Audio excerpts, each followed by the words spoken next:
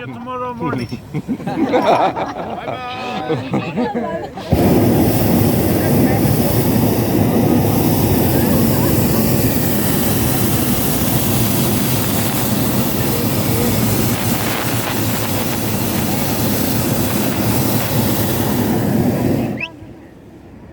Wow. 好美啊！好美啊！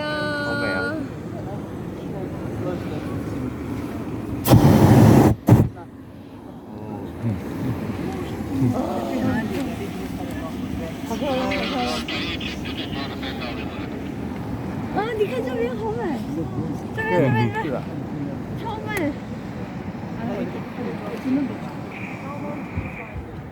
你负责拍照，我负责摄像。那边还有好多，你看那边。哪边？那边还有好 Everyone, you 多。 are happy? Yes, yes, yes. I am very happy. Today my first flight. The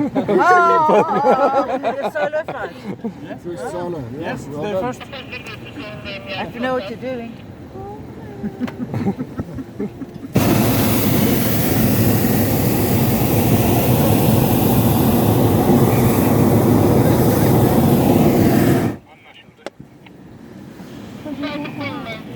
有点恐高啊！会的。啊？怎么？你可以闭上眼睛。可以闭眼睛了，我觉得。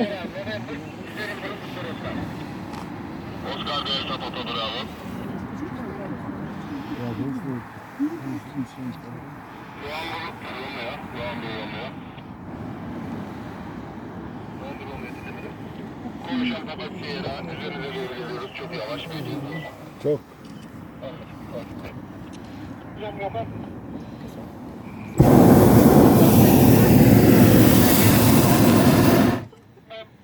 You didn't want to ever go tomorrow.